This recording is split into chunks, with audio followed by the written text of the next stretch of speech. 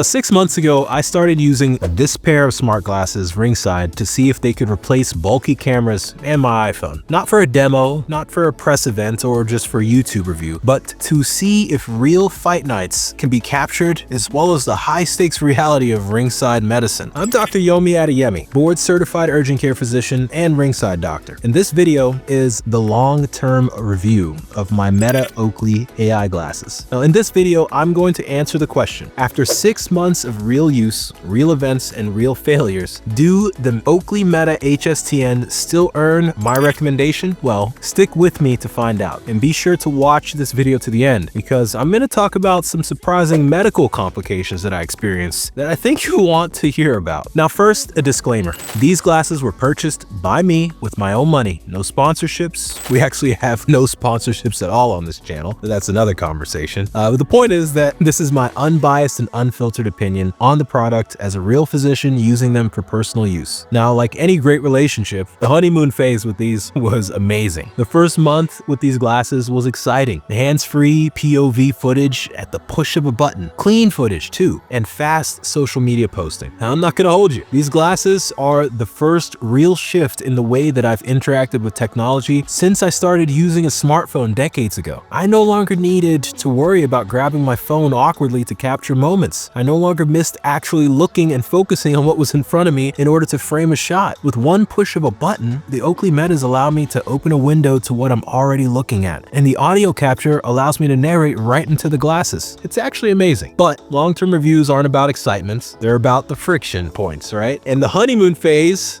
always comes to an end. So after 6 months, 3 things have become impossible to ignore, and I'm going to focus on them in this video. First, battery life under real load. Then physical comfort over long nights, and subtle eye strain that only shows up with extended wear. And we're going to talk about all 3 of those and some more, so stick with me. Now first, let's talk about the battery life. On paper, battery life is quoted at around 8 hours for typical use. Now there's always some vagueness around that term, typical. What's typical for one user may not apply to another, and in my case it appears that ringside event capture is not Meta's idea of typical use. I'm typically recording 2 to 3 minute bursts of 3K video every 10 to 15 minutes. And with that frequency, I've had these glasses die on me in as little as 3 hours. And yes, that includes one moment where they died right where I needed them most, ringside. That was not ideal. Now, the good news is that the charging case saved the night, boosting the glasses back up to 50% battery in about 20 minutes. And the only problem is that the need to recharge the glasses turns battery management into a constant background task that I have to focus on. I found myself thinking about power management when I needed to be thinking about the fight. And it's not just the glasses either. This part was kind of unexpected. My phone battery also started consistently taking a hit too. You see, the Meta Oakleys are basically tethered through Bluetooth to the phone in order to function. And the Meta app runs hard in the background, especially when video clips are transferring. Now, I've noticed that my phone sometimes gets hot running the app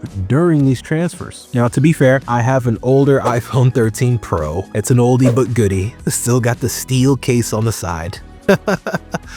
It does have an almost brand new battery inside it though too. And no, by the way, I'm not upgrading this phone until Apple gives me a better reason than Apple Intelligence, but that's another conversation for a different day in a different video. The point is that it's possible that my outdated hardware played a role here. Maybe you guys can help with some field reports out there, by the way. If you're running the Meta app on newer hardware, do you see similar battery drain or the hot potato mode? Let us know in the comments. So now let's talk about ergonomics. On paper, the Oakley Metas weigh in at about 53 grams. That compares to a standard set of frames which weigh in at about 45 grams. And the math here is shocking, by the way. The entire Camry battery audio array, it adds the weight of like a single nickel. Now, this is something close to a miracle if you ask me, and certainly a marvel of modern technology. And it led me to expect that the glasses would wear basically like a normal pair of sunglasses. And they do, but with a little extra emphasis on the solid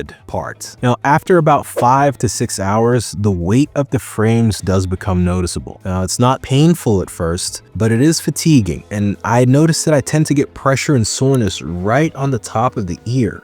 where the glasses sit. It's a pressure soreness, and it does get to the point where I have to take the glasses off. Now, for short events, that's not a problem. It's no issue. But for long fight cards, it does matter. I often find myself taking the glasses off toward the end of the night as my stamina starts to run out and I need my energy for the event. Now, these aren't uncomfortable glasses. I don't want to make that impression, but they are just a bit heavier than normal glasses, and that difference compounds over time. I'd say if Oakley improves anything in the next version of these, reducing weight a little bit more or adding some soft touch material near these pressure points, that'd probably be at the top of my list for improvements.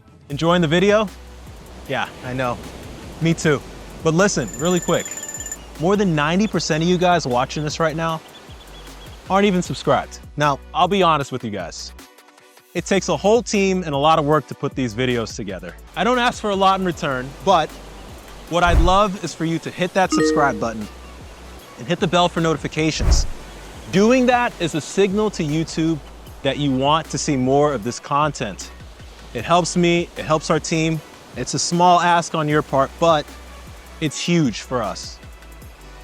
All right, let's get back into it. Now, let's talk about the last major issue that I experienced with these, and the one that made me put my medical hat on: occasional eye strain. Now, I can't say exactly why this happened. These glasses have no visual heads-up display. It could be because my pair is equipped with transition lenses that dynamically shade light. At times, that subtle dimming in response to things like floodlights or venue lighting, it can cause eye strain when the overall light levels are low in the venue. Whatever the cause, I've noticed that after long wear sessions, I sometimes feel eye fatigue, and it's not severe, but it's noticeable enough that I think it belongs in this long-term review, especially because for me, eye strain is often followed by headaches. Now, as a physician, if I had a patient complaining of these symptoms, I'd advise them to limit use of the glasses and avoid extended wear.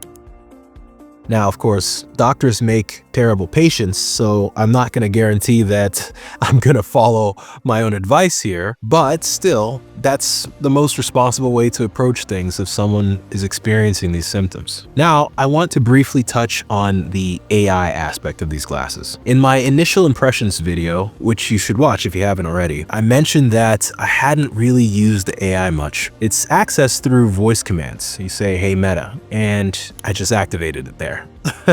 And honestly, Meta's assistant is roughly equivalent to standard offerings from OpenAI or Google. It works for photo descriptions, captions, and translations, but 6 months in, and really nothing's changed. I still rarely use it. However, I would say my view of the app, the Meta app, has definitely shifted. At first, I was giving it the benefit of the doubt during the honeymoon phase. I thought that I just needed to learn the app a little bit more. But since then, I've shifted to finding the app honestly bizarrely useless, especially after some of the recent updates from Meta. And when you open the companion app, instead of a clean gallery or settings menu, you're dropped into a TikTok-style discovery feed filled with these random AI-generated clips. It's baffling to me why Meta thinks that an AI slop fest would make for a compelling social platform. And it's even worse because it clutters up what should be a clean utility tool. The biggest miss, to me, is the editing. You would expect that the AI would help you quickly stitch together the footage that you actually shot with the glasses, but instead, the editing tools are mostly just glorified filters and generative effects. They seem designed to remix your life captured through the glasses into this weird AI content, rather than helping you produce high-quality vlog or memory videos. If you want actual control over your footage, you're still better off exporting everything and doing it elsewhere. And for a device that's built around capturing video, that seems like a massive oversight. I would say the good news is that when I'm ringside, AI is not why these glasses are on my face. Their real value is still the same as it was in my initial impressions video. Hands-free video capture, no gear, no distractions. Now, let's talk about the one feature I didn't fully appreciate at first, but I have absolutely come to love: the audio. I found myself reaching for these constantly actually, but not for the camera. Instead, just to listen to a podcast or some music without the clunky feeling of headphones. And socially, it's a total game changer. Now, we all know that headphone wall. when you see someone with earbuds in or over-ear cans on, it's like a universal social cue, right? Do not disturb. I've always personally hated that barrier, especially in places like grocery stores or a coffee shop where I actually want to remain approachable and present. With these, that barrier is gone. People have no idea that I'm listening to anything. There are no stems sticking out of my ears, and it's just a pair of glasses. It looks normal, it feels normal, and most importantly, it sounds surprisingly full without leaking audio to everyone around me. For someone constantly moving between conversations in public spaces, that always-on audio without the leave me alone signal, it matters way more than I honestly ever expected. 6 months later, my usage pattern is clear with these. I don't use these as an AI device. I use them as a POV camera and as an audio device. They capture moments that I would otherwise miss, and they let me stay present. They remove the friction from documenting events. So, what's the final diagnosis after 6 months? Well, the honeymoon period is definitely over, and the symptoms of a first-generation product are definitely clear. The battery anxiety is real, the 53-gram weight fatigue on the ears is real, and the eye strain definitely is very real. But all of that is a trade-off that I certainly think is more than worth it. As a doctor who needs to stay present and a content creator who hates friction, I am definitely going to continue wearing these. At the end of the day, there is nothing else that captures life this discreetly, and it is one of the pieces of tech that I own that actually helps me to put my phone down rather than always pulling it out. 6 months in, I don't see these as perfect. I don't see them as a totally finished product, but I do see them as kind of a proof of concept that finally works. It proves that the future isn't about wearing a giant computer on your face. Apple. It's about making tech that can disappear into the things that we already wear. I'm not disappointed with what these are today, but I am incredibly excited to see the next evolution. This was my 6-month long-term ringside review of the Meta Oakley HSTN glasses. If you're using them for content, events, or everyday audio, I'd love to hear your experiences. What held you up and what didn't? Let us know in the comments. As always, guys, I've been Dr. Yomi Adeyemi. Stay dynamic. Peace.